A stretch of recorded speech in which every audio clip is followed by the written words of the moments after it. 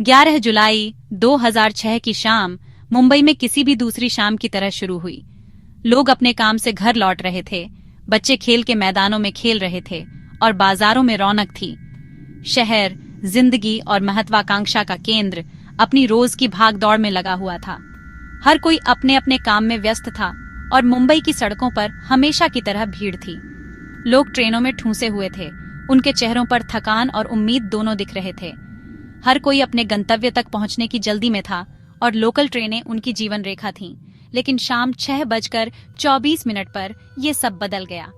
एक पल में सब कुछ बदल गया और शहर की धड़कन रुक सी गई। खार रोड स्टेशन के पास एक ट्रेन के फर्स्ट क्लास डिब्बे में 7 धमाकों में से पहला धमाका हुआ। यह एक भयानक दृश्य था और लोगों में अफरा तफरी मच गई। अगले 11 मिनट में वेस्टर्न लाइन पर 6 और बम फटे। हर धमाके ने शहर की रूह को हिलाकर रख दिया। हर धमाका पहले से भी ज्यादा विनाशकारी था। माहिम से बांद्रा, मीरा रोड से माटुंगा, जोगेश्वरी से बोरीवली तक दहशत ने मुंबई की लाइफलाइन पर हमला कर दिया था। हर स्टेशन पर लोग दहशत में थे और मदद की गुहार लगा रहे थे। ये धमाके पीक आवर में हुए थे, शहर की लाइफलाइन, उसकी लोकल ट्रेन को निशाना बनाकर। इस समय ट्रेनें सबसे ज्यादा भरी होती हैं और हमलावरों ने इसी का फायदा उठाया। धमाकों ने मुंबई को गम और परेशानी में डाल दिया। हर तरफ अफरा तफरी और चीख पुकार मची हुई थी और लोग अपने प्रियजनों की तलाश में थे। धमाकों ने आम लोगों की कमजोरी दिखा दी। हर कोई सदमे में था और किसी को समझ नहीं आ रहा था कि क्या हो रहा है। ये धमाके सिर्फ लोगों पर हमला नहीं थे, बल्कि मुंबई की हिम्मत पर हमला थे। यह एक ऐसा हमला था जिसने शहर की आत्मा को झकझोर कर रख दिया। ये एक ऐसे शहर को तोड़ने की कोशिश थी जो अपनी मजबूती पर फलता फूलता है। लेकिन मुंबई ने हमेशा की तरह हिम्मत नहीं हारी और फिर से खड़ा होने की कोशिश की। इतनी सोची समझी हिंसा के सामने शहर को अपनी नाजुकता का सामना करना पड़ा। लेकिन इस नाजुकता में भी एक ताकत थी जो मुंबई को फिर से खड़ा होने में मदद कर रही थी। बम साधारण लेकिन खतरनाक, बहुत आसानी से बनाए गए थे। ये बम बनाने के लिए किसी विशेष तकनीक या उपकरण की आवश्यकता नहीं थी, बस कुछ सामान्य सामग्री और थोड़ी सी जानकारी। प्रेशर कुकर, जो हर भारतीय किचन में होते हैं, उन्हें आतंक के हथियार में बदल दिया गया था। ये प्रेशर कुकर, जो आमतौर पर खाना पकाने के लिए इस्तेमाल होते हैं, अब विनाश का साधन बन गए थे। RDX और अमोनियम नाइट्रेट के खतरनाक मिश्रण से भरे हुए उन्हें टाइमर से फोड़ा गया, जिससे रोजमर्रा की चीजें सामूहिक विनाश के हथियार बन गईं। ये विस्फोटक सामग्री इतनी शक्तिशाली थी कि एक छोटे से प्रेशर कुकर को भी एक बड़े धमाके में बदल सकती थी। निशाने का चुनाव कोई इत्तेफाक नहीं था। हमलावरों ने अपने लक्ष्यों को बहुत सोच समझकर चुना था ताकि अधिकतम नुकसान और भय फैलाया जा सके। फर्स्ट क्लास के डिब्बे, जिनमें आमतौर पर घर लौटने वाले ऑफिस जाने वाले लोग भरे होते हैं, उन्हें जानबूझकर ज्यादा से ज्यादा लोगों को मारने और डर फैलाने के लिए चुना गया था। ये डिब्बे हमेशा भीड़ से भरे रहते थे, जिससे हमलावरों को अधिकतम हानि पहुंचाने का मौका मिला। आसानी से मिलने वाली चीजों के इस्तेमाल ने लोगों में और डर पैदा कर दिया। जब आम लोग देखते हैं कि रोजमर्रा की चीजें भी खतरनाक हो सकती हैं, तो उनका डर और बढ़ जाता है। बम ज्यादा एडवांस नहीं थे। ये दिखाता है कि जानबूझकर ये दिखाना था कि रोजमर्रा की जिंदगी को कितनी आसानी से तबाह किया जा सकता है। ये साधारण बम भी बहुत बड़ा नुकसान कर सकते थे। हमलावरों को शहर की दिनचर्या पता थी और उन्होंने रोज के कामों का फायदा उठाकर सबसे ज्यादा नुकसान पहुंचाया। वे जानते थे कि कब और कहां हमला करना है ताकि अधिकतम हानि हो सके और लोगों में डर फैले। बाद में जो हुआ वो अकल्पनीय था। मुड़ी हुई धातु, टूटा हुआ शीशा और खून से सने प्लेटफॉर्म ने कत्लेआम की भयानक तस्वीर पेश की। आधिकारिक तौर पर 199 लोगों की मौत हुई, लेकिन उस दिन की असली कीमत नापना मुश्किल है। 800 से ज्यादा लोग घायल हुए। कई लोगों को जिंदगी भर के लिए जख्म मिले, शारीरिक और मानसिक दोनों। अस्पताल घायलों से भर गए। उनकी गलियारों में घायलों की चीखें और परिवारों के रोने की आवाजें गूंज रही थीं। शहर को इतने बड़े नुकसान को समझने में मुश्किल हो रही थी। हमलों के अचानक होने से डर और बढ़ गया। ये कोई भी हो सकता था, पड़ोसी, दोस्त, परिवार का कोई सदस्य। शहर अपने गम में एक हो गया था, नुकसान और गुस्से की साझा भावना से बंधा हुआ था। इस अकल्पनीय त्रासदी के बावजूद मुंबई की हिम्मत दिखाई दी। बचाव दल, जिनके पास अक्सर पर्याप्त संसाधन नहीं थे, मलबे से लोगों को निकालने के लिए बिना रुके काम करते रहे। आम लोग शुरुआती सदमे से उभरकर मदद के लिए आगे आए। उन्होंने घायलों को ले जाने के लिए मानव श्रृंखला बनाई, पानी और सांत्वना दी और अजनबियों के लिए अपने घर खोल दिए। धमाकों के बाद हुई अनगिनत मदद से शहर की मजबूती दिखाई दी। टैक्सी ड्राइवरों ने अपनी गाड़ियों को अस्थायी एम्बुलेंस में बदल दिया, पैसे लेने से इनकार कर दिया और घायलों को अस्पताल पहुंचाया। ब्लड बैंकों में खून देने वालों की भीड़ लग गई और स्वयंसेवक किसी भी तरह से मदद करने के लिए आगे आए। भाग 5, जांच, जवाब और न्याय की तलाश। जांच तेज और लगातार की गई। मुंबई पुलिस ने महाराष्ट्र एटीएस और केंद्रीय एजेंसियों की मदद से दोषियों को न्याय के कटघरे में लाने के लिए बड़े पैमाने पर तलाशी शुरू की।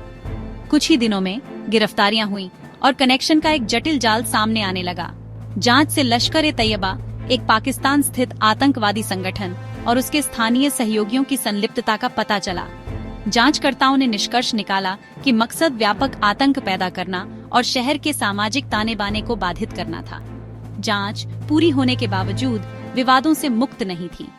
जबरदस्ती कबूलनामे और घटिया सबूतों के आरोप सामने आए, जिससे उचित प्रक्रिया और आरोपियों के अधिकारों पर सवाल उठे। मुकदमा जब शुरू हुआ तो पीड़ितों और आरोपियों दोनों के लिए एक लंबी और कठिन यात्रा बन गई।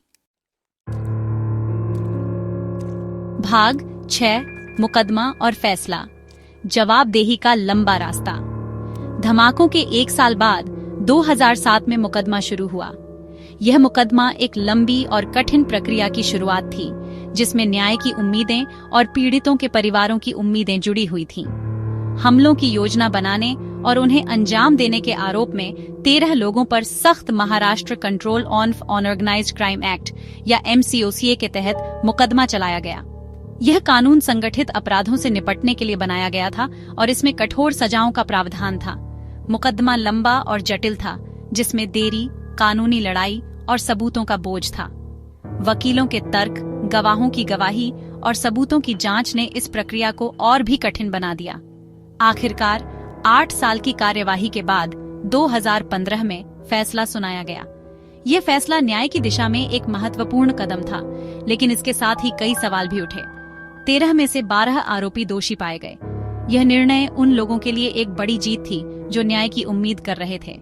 5 आरोपियों को, जिन्हें मुख्य साजिशकर्ता माना गया था, मौत की सजा सुनाई गई, जबकि बाकी 7 को आजीवन कारावास दिया गया। यह सजा उन अपराधों की गंभीरता को दर्शाती है जो उन्होंने किए थे। फैसले ने, जबकि कुछ लोगों को राहत दी, उस दिन के जख्मों को भरने के लिए कुछ नहीं किया। पीड़ितों के परिवारों के लिए यह एक कठिन समय था और वे अभी भी अपने प्रियजनों को खोने के दर्द से जूझ रहे थे। फांसी की सजा पर बहस, मुकदमे की निष्पक्षता और प्रभावित परिवारों की दुर्दशा आज भी गूंजती है। यह मामला न्याय और जवाबदेही की जटिलताओं को उजागर करता है और यह दिखाता है कि न्याय की राह कितनी लंबी और कठिन हो सकती है। भाग 7, शहर पर जख्म, सुरक्षा पर स्थायी प्रभाव। 2006 के मुंबई ट्रेन धमाके शहर के सुरक्षा तंत्र के लिए एक महत्वपूर्ण मोड़ थे। हमलों ने सार्वजनिक परिवहन में भारी कमजोरियों को उजागर किया, खासकर लोकल ट्रेनों में पर्याप्त निगरानी और सुरक्षा उपायों की कमी। धमाकों के बाद शहर में सुरक्षा में बड़ा बदलाव देखा गया। रेलवे स्टेशनों पर मेटल डिटेक्टर और बैगेज स्कैनर आम हो गए। पुलिस की मौजूदगी बढ़ा दी गई। क्लोज्ड सर्किट टेलीविजन या CCTV कैमरे, जो कभी दुर्लभ थे, सार्वजनिक जगहों पर फैल गए। हमलों ने खुफिया जानकारी इकट्ठा करने और आतंकवाद विरोधी उपायों पर नए सिरे से ध्यान केंद्रित किया। राज्य और केंद्रीय एजेंसियों के बीच समन्वय बढ़ा। भाग 8, मुंबई की हिम्मत, आतंक के सामने मजबूती। उस दिन के जख्मों के बावजूद मुंबई की हिम्मत नहीं टूटी। अपने अदम्य साहस के लिए जाना जाने वाला शहर आतंक से नहीं डरा।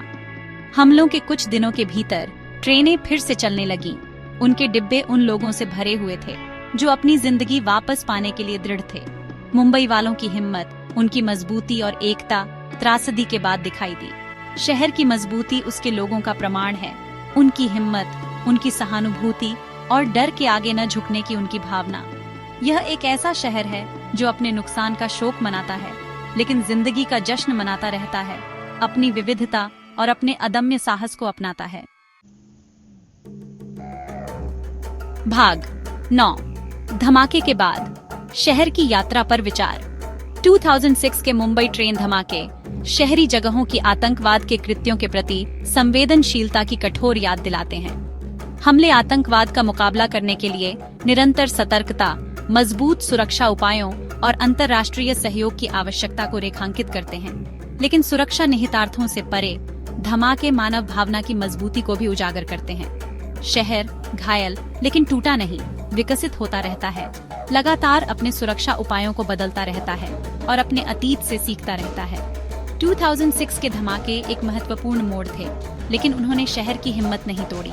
मुंबई अपनी विशिष्ट मजबूती के साथ फलता फूलता रहता है, उम्मीद की स्थायी शक्ति और अडिग मानव भावना का प्रमाण है।